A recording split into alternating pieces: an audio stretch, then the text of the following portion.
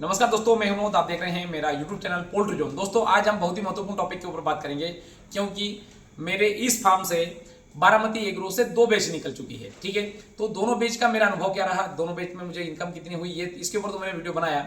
और मतलब मुख्य जो कारण है ये वीडियो बनाने का कि मेरा अनुभव कैसा रहा 2 बैच का। ठीक है, और भी बहुत सारी बातें जो है इस वीडियो में क्लियर होगी कि बर्ड डेंसिटी, ठंड में किस प्रकार से मैनेजमेंट, क्या क्या समस्याएं आई, और बारामती कंपनी के साथ में मतलब कॉन्ट्रैक्ट फार्मिंग कर रहा हूं तो मेरा अनुभव कैसा रहा, बहुत सारी बातें जो इस वीडियो में क्लियर होगी। तो चलिए दोस्तों, हम शुरू करते हैं इस वीडियो की। देखिए दोस्तों, बारामती एग्रो से मैंने जो पहली बैच जब बर्ड प्लेस किया, 5300 बर्ड के आसपास प्लेस किया, उसमें मुझे पिछली बैच में 1,38,000 रुपए कमाई हुई। उसमें खर्चा काटने के बाद 90-95 रुपए के आसपास मुझे शुद्ध मुनाफा हुआ। सेकंड बैच मतलब जस्ट प्रीवियस बैच जो गई, इसमें मैंने 5,700 बर्ड प्लेस किए। मोर्टलिटी परसेंटेज करीब 9% के आसपास चली गई, किंतु फिर भी मेरा FCR अच्छा था, और जिसके कारण मेरा जो GC है वो 1,77,000 रुपये बनी, और मुझे खर्चा काटने के बाद में मुझे करीब 1,30,000 से 35,000 रुपये मिला। तो ये रहा मेरे पिछले 2 बैच का जो कमाई का सीन। ठीक है, किंतु पिछले बैच में जो मुझे पहली बैच में मुझे बीमारियों का कम से कम सामना करना पड़ा, और दूसरी बैच में जो थी मतलब इसके पहले वाली बैच में मुझे बीमारियों का सामना करना पड़ा। ठंड का भी सामना करना पड़ा ही, किंतु ब्रूडर था तो वो सब चीजें हो गई, किंतु बीमारियों का सामना मुझे करना पड़ा। नंबर 1 पहली बीमारी आई मेरे फार्म में इकोलाई, जबकि पिछले 2 साल में मेरे फार्म में इकोलाई की बीमारी नहीं आई। किंतु जैसे मैंने सिमरन कंपनी के साथ में कॉन्ट्रैक्ट फार्मिंग छोड़ दिया, तो बारामती के साथ में वाटर सैनिटाइजर नहीं था, और जो मैं वाटर सैनिटाइजर यूज करता था सुप्रोक्स, वो सिमरन कंपनी मुझे देती थी।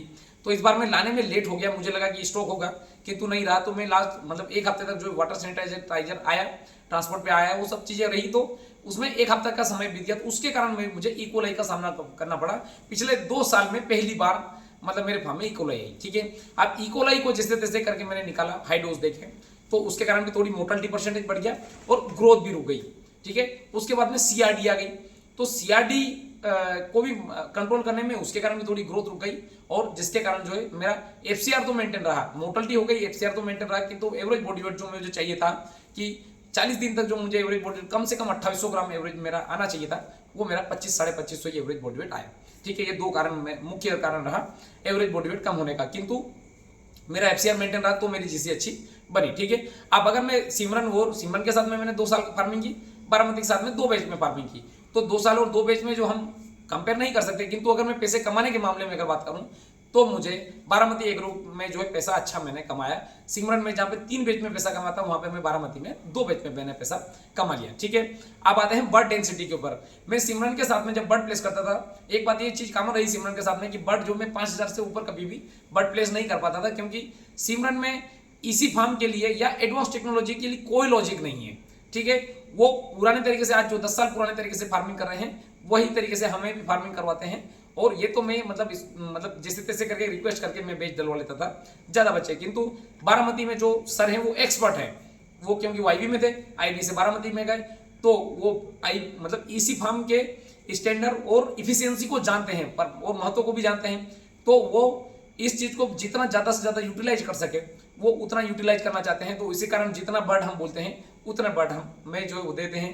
तो 0.80 0.75 के हिसाब से आप जो बर्ड ले सकते हैं। मतलब इस वीडियो में हम बहुत सारी बातें जो कवर करेंगे ये है कि आप 0.75 भी स्क्वायर फीट पर बर्ड के हिसाब से बड़ी बर्ड प्लेस कर सकते हैं। ठीक है, अब दूसरी बात, इस फार्म का जो मेरा पिछला जो रिजल्ट रहा, इससे निष्कर्ष ये निकलता है कि यहाँ पे ऑटोमेटिक फीडिंग लाइन हो, मैनुअल फीडिंग लाइन हो, परफॉर्मेंस आपके ऊपर डिपेंड करता है आप किस प्रकार से लेना चाहते हैं। ठीक है, पर्दे वाला फार्म है, मात्र 3 एग्जॉस्ट फैन लगे हैं, और मैं बताऊं पूरे बैच में एक ही एग्जॉस्ट फैन काम चलता रहा, बल्कि दूसरा एग्जॉस्ट फैन चला होगा तो बाय चांस चला होगा, दोपहर में 10-15 मिनट के लिए चला हुआ होगा, बहुत बंद हो गया।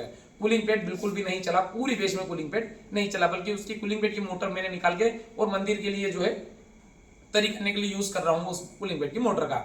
मतलब मैं पिछले बैच का जो मेरा कार्य करने का जो तरीका रहा, ठंड में जो फार्मर भाई पूछते हैं ठंड में किस प्रकार से फार्मिंग होती, देखिए अगर बाहर वातावरण में ऑलरेडी अगर ठंडा मौसम है तो सिर्फ एक ही एग्जॉस्ट फैन काम करेगा, आपका टाइमर वाला एग्जॉस्ट फैन।